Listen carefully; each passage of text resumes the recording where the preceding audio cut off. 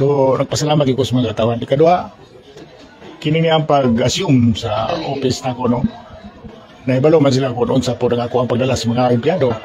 Magandang araw sa atin lahat mga kababayan. Congratulations nga sa mag-asawang dumanhog ng Bonifacio Misamis Occidental. Dahil mga kababayan po natin, ngayong araw ay nakabalik na nga ang mag-asawa pagkatapos magpalabas ng order. Itong Malacanang Office of the President ng City Order para sa mag-asawa at kailangan na nilang bumalik muli sa kanilang duty, sa kanilang serbisyo bilang mayor at vice mayor. So ibig sabihin mga kababayan po natin, kailangan ng umalis ng acting mayor at acting vice mayor na umano'y nagpiling-pilingan diyan sa bayan ng Bonifacio. At dahil umano sa ginawang paninirang kaso lamang at pinersonal umano sila ni Gobernador Uwaminal. So sigurado mga kababayan po natin na nanggagalaite o umiiyak na ngayon itong si Gobernador Uwaminal.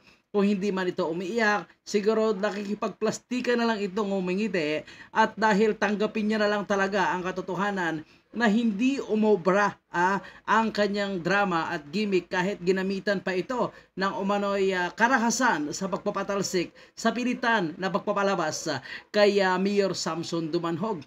Kamusta na kaya ngayon itong si Gobernador at mukhang dismayado ito, lalo na sa kanyang drama na umano'y nagkaroon pa nga ito ng ambos at ang kanyang akusasyon ay umano'y mga kalaban sa politiko at ang kanyang pinapatamaan ay itong si Mayor Samson Dumanhog. Pero bago tayo pumunta sa ating mahabang komento at opinion mga kababayan po natin patungkol sa isyong ito, pasalamatan muna natin itong Bright Channel sa video ito na ating ginamit ngayon. Pakisubscribe na rin sa kanilang social media platform, mapa Facebook, mapa YouTube, itong Bright Channel. Shoutout po sa inyong lahat mga kababayan. Daghang salamat o may buntag sa tanang Bulipusiano. Ang imong gibati. Si Mayor Samson Dumanhog. Mayor, unsa ang imong gibati karon? No, sa imong pagbalik, ang pagbabalik. Natural, murag medyo happy. Oo. Kasi Supporters ni Mayor, papakita.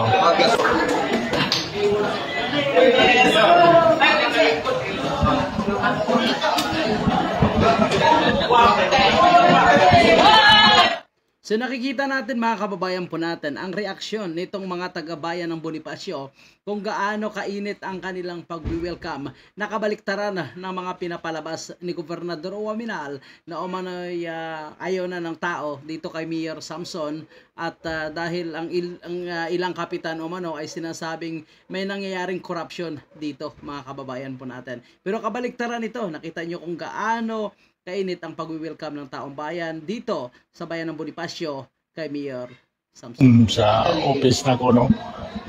Naibalo man sila kung noon sa po nga ako ang pagdala sa mga empleyado. So, mora na nga as is, no? Kung noon sa may akong pamagi, mora yapon. katong nga adlaw wala pa kami kuyog, no? Ikaw ra ba to gi-receive ang mga dokumento. So karon yun, no, ang pagpalit nimo karon so ako nga miyabot ka. Yes. It's almost 1 year and 20 days, no? Tuig ko ay. Yes, so muna. Salamat yun kayo. Salamat ko sa atong Presidente, President Bongbong Marcos. Labi na yun sa ako ang kinakusgan nga kanhi Gobernador Philip Tan kauban sa iyang atong mga lawyers, no? Sa Bulyosos Law Firm. Ano po si Atty. Brindel o si Atty. Rads, no? Muna nga nagpasalamat labi na po sa itong mahal nga magkagahom, no? O sa ato ang pinalangga yun sa Zamboanga del Sur nga si Boss Tony, si Reyes, o ni Daiswit, no? Ang mayor sa kuan sa Dumalinaw, no? Salamat kayo ninyo diya sa Zamboanga del Sur.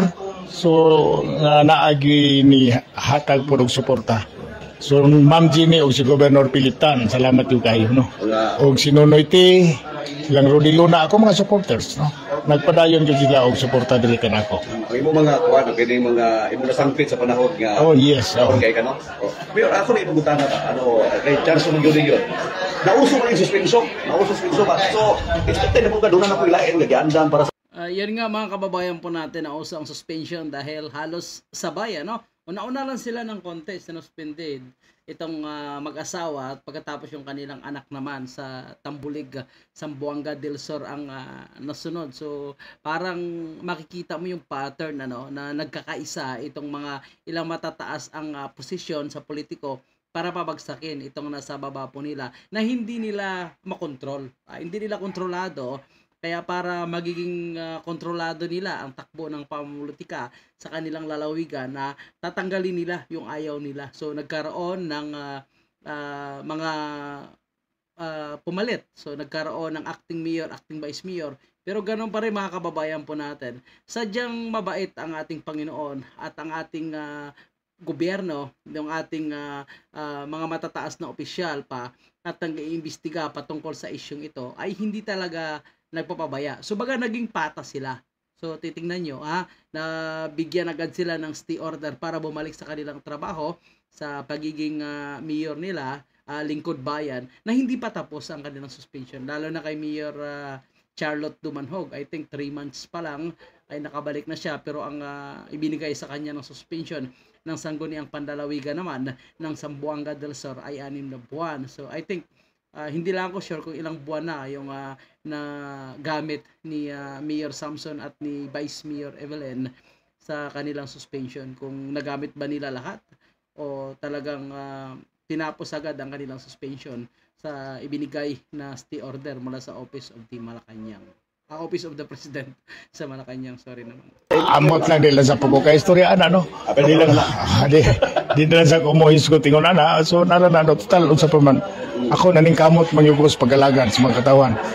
Ako, kung ila kong isuspenso, nga wag yung sala, so, ila po ng kabubuton. Pero mo lagi na, naaman ang Diyos nga mo, tanaw po, no? Nagiya na to. So nakita po sa Office of the President dito sa Malacanang nga wag po tayo sala, no? So muna gitagaan po ko stay order. Alright. No, alam po sa itong mga viewers, no? Tayo doon ang lawyer ni Mayor po. Pero sa yun, po sa moting stay order. Okay, mas sila rin yun ang lawyers, no? Ang lawyers. So mga kababayan po natin, naging national issue rin ito, kahit ito ay sana local issue lang ang nangyayari sa bayan ng Bonifacio, pero naging national issue ito dahil nag-trending ito sa social media dahil din sa kanyang anak na talagang lumabas ang kanyang pagiging mabagis, matapang mga kababayan po natin, at hinarap niya itong si Gobernador Uaminal. Siyempre, pinaglaban niya talaga ang kanyang mga magulang na mukhang inaapi doon sa bayan ng Bonifacio. Although magkaibang lalawigan sila, magkaibang bayan, pero ipinaglalaban niya mga kababayan po natin. Kaya naging national issue ito hanggang dumating na nga sa Senado at nagkaroon ng pagdinig. At kung napanood po natin yung mga yung mga videos na yon, ay talagang doon na find out kung sino talaga ang nagsasalita at kung sino yung nagsisinungaling at kung sino yung inapi at sino yung mang-aapi.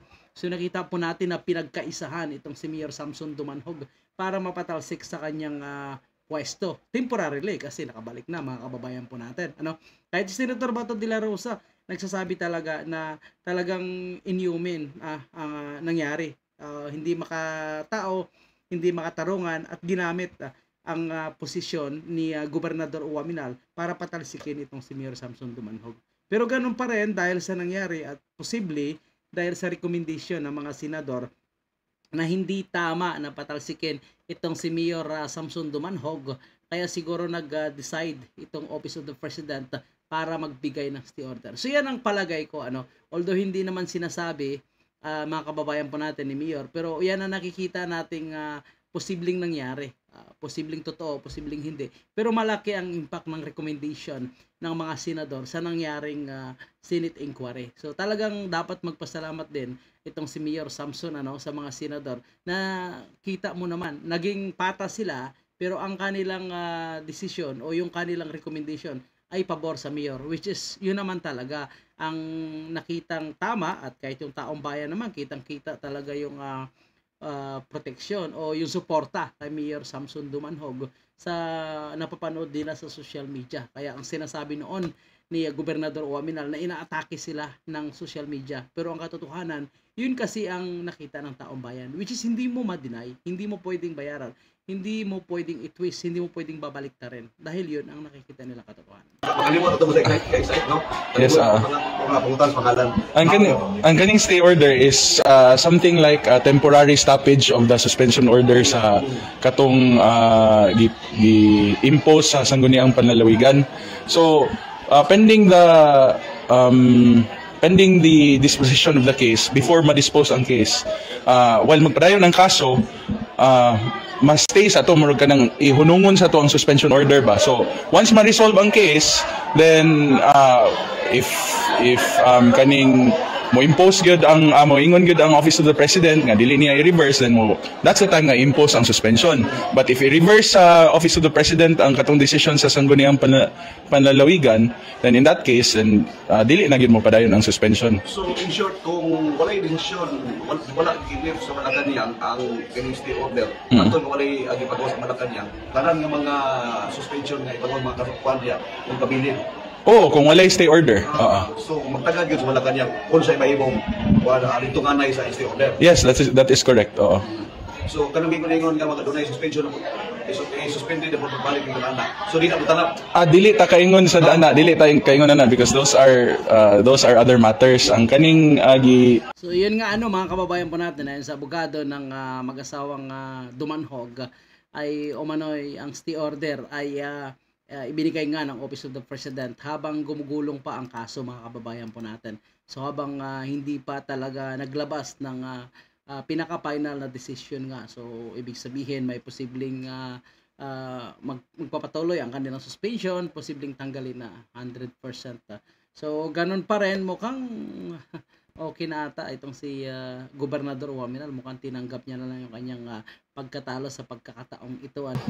Sa inyong pagsalig sa among pamilya, nang hinaot ko nga ang among gipadagayday, nga among gipamithi sa mga kabarangayan, gugma o kaluoy ang amo pong ibalos, gugma o serbisyo. Dinha, kay maabot mang eleksyon sa barangay, tanawon usab ninyo nga mahimog gayong magdumala sa inyong barangay, kadto gayon naa ang makajus, naa ang sinseridad sa ilang pagserbisyo, kay diha maunay mahimong malambuon ang barangay. So nagbigay naman mga kababayan po natin ng pasalamat itong si Vice Mayor Evelyn. Nagpapasalamat naman ito sa mga taga-suporta sa kanilang pamilya at payo niya sa mga botante para sa darating na barangay election ay sana umano piliin yung mabait, maayos, makajos na mga barangay official. Malapit na po yan, ilang araw na lang mga kababayan po natin. So siyempre marami ring barangay official dyan sa kanila or yung tumatakbo ngayon, yung mga bago na naghahangad ng posisyon na talagang sumusuporta din kay Gobernador Waminal. So baga napailalim sa Team Asinso. So hindi rin maiwasan siyempre na may kukontra pa rin kahit malakas ang kanilang suporta mula sa sangguniang panlalawigan at mismo sa gobernador. So mga kababayan po natin, ang isyung ito sa Bonifacio ay mukhang mainit pa rin hanggang ngayon kasi nung unang araw na pagpasok nila ay napakarami palang taga-suporta ng acting Mayor Bulahan, so hinarangan pa nga sila nung una at nakita natin at mukhang galit sila at mukhang hindi sila papasukin. So ganun pa rin dahil ang desisyon ay galing sa Office of the President, so medyo nirespeto na nila at yun na nga, wala silang magagawa. Pati itong si Gobernador Waminal, siyempre ayaw niya na humarap muli sa Senado sa pangalawang pagkakataon kung magkaroon na ng mga karahasan na mangyayari. So mukhang okay na. So antayin na lang natin ang reaksyon ni Gobernador Waminal. So pakinggan naman natin mga kababayan itong pahayag ni Mayor Charlotte Dumanhog na talagang lumabas ang angas at tapang nung mangyari ang isyong ito sa kanyang mga magulang. Mat nako salang dong Diyos. Tunod, no, dili matukip. Kanjug kayo. Salamat sa Ginoo nga nakabalik na jud. Actually, kung sundon lang yun na to sa local government code, ang gikinahanglan jud is written declaration naman. Pero sa ginaingon ko na magpabaga lagi gyud ang uban. So dito sa SOR, medyo baga-baga po dugnaw. Kaya mangita pagdaghang kuskus balungos. So mo to nga nagkuan jud nga DLG magpagawas. Ang diri sa Bonifacio, pirti man yung baga kay gikubalan man gyud sila sa kabaga. Mo nang kinahanglan na gyud. Oh, nahatag sa kalibo sa katong looy bitaw tong mga CBO. Ato magpasalamat kita sa Ginoo no din sa presidente nga patas gyud siya. Nga anak. So kami tanan na tagaan og stay order. So daghang kay salamat kay may magdaghang istorya.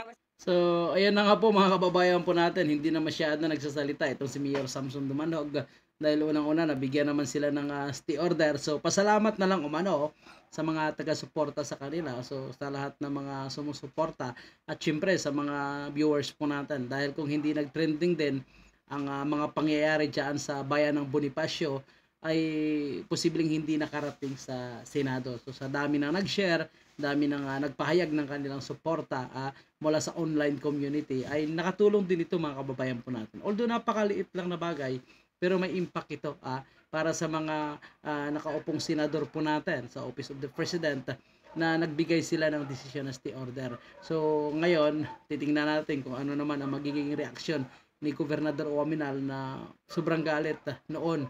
So ngayon kaya mga kababayan po natin. So, abangan po natin yan. So para sa inyong reaction, komento, opinion, huwag kalimutan mag-iwan ng mensahe dyan sa ating comment section. Maraming salamat, kababayan.